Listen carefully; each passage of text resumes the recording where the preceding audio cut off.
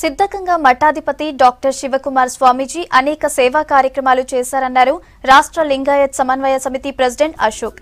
సమాజ మనుగడకు మతం కంటే మానవత్వం ముఖ్యమని స్వామీజీ చెప్పేవారని గుర్తు చేసుకున్నారు.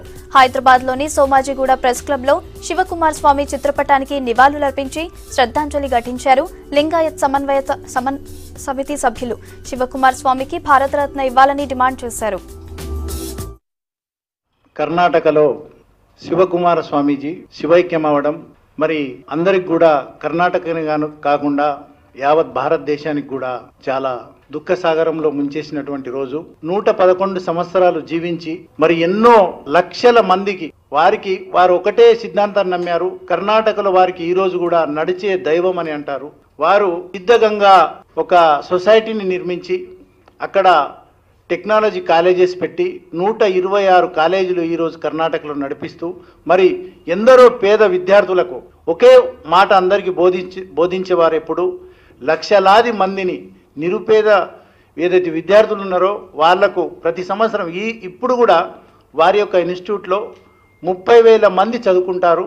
9,000 మందికి విత్ హాస్టల్ వారు అక్కడ సదుపాయం కల్పిస్తున్నారు.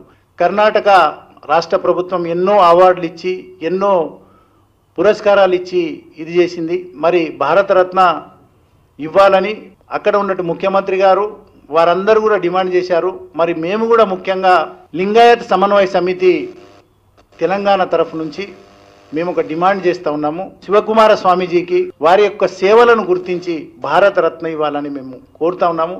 నడిచే దేవుడు అలాంటి వ్యక్తి లేడు అనే మాటను మేము జీర్ణించుకోలేని స్థితిలో ఉన్నాం. అలాంటి వ్యక్తి కోల్పోవడం ఒక లింగాయత సమాజానికి కాదు భారతదేశానికే తీరని లోటు అని తెలియజేస్తున్నాం. మరి ఎన్నో సమాజ సేవా కార్యక్రమాలు, విద్యను లక్షలాది మందికి భోజనాన్ని వసతులను కల్పిస్తూ విద్యను ఉచితంగా అందించినటువంటి మహనీయుడు, మాకు శతాబ్దంలో ఉన్నటువంటి బసవేశ్వరునిగా మేము భావిస్తున్నాం. అలాంటి వ్యక్తిని కోల్పోవడం మరి భారతదేశం లోపల ఉన్నటువంటి మరి ఏ విధానంగా పూడ్చుకోలేని విధానం ఉన్నది. కాబట్టి మరి వారి యొక్క ఆశయాలను మా యొక్క లింగాయత బిడ్డలందరూ కూడా ముందుకు తీసుకెళ్తూ వారి ఆశయ సాధన లోపల అందరం కూడా ముందుంటామని తెలియజేస్తున్నాము. He was a very trusted only one thing, that work is worship, and he was a social service as well, humanitarian and educationist, and he served many people, children,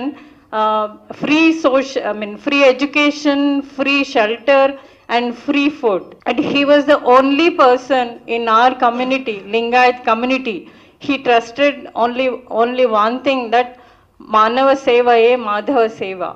He was called as a walking god in Karnataka. Karnataka lo aynaki Karnataka Ratna ani Karnataka government తరఫున ఆయనకి సన్మానించడం జరిగింది. And Padma Vibhushan award కూడా భారత ప్రభుత్వం నుంచి ఆయనని సన్మానించడం జరిగింది.